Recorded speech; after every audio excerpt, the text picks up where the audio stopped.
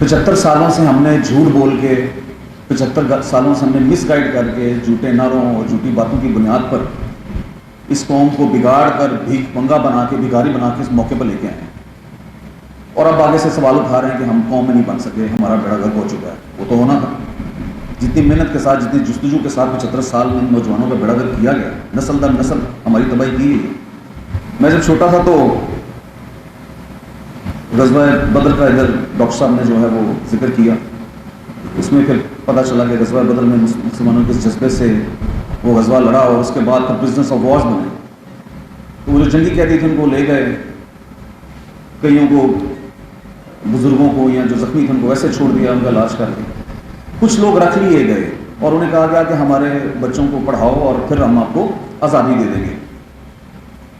مجھے سمجھ نہیں آتی تھی، میں یہ سوچتا تھا کہ قرآن پاک تو آپ صلی اللہ علیہ وسلم پہ اترا ہے، مسلمان قوم جو تھی سب سے افضل قوم بن گئی تھی، تو پھر ہمیں قرآن کی تعلیمات سے ہٹ کر کیوں کر ان لوگوں کی ضرورت پڑی جو جنگی قیدی تھے، کفار کے جو پکڑے ہوئے تھے، کہ وہ بچوں کو پڑھائیں؟ تو یہ سمجھ نہیں آتی تھی کبھی۔ بہت عرصہ بعد زندگی میں جا کے میں نے ریلائز کیا کہ نہیں، دنیا داری کی تعلیم بھی بہت زیادہ ضروری تھی،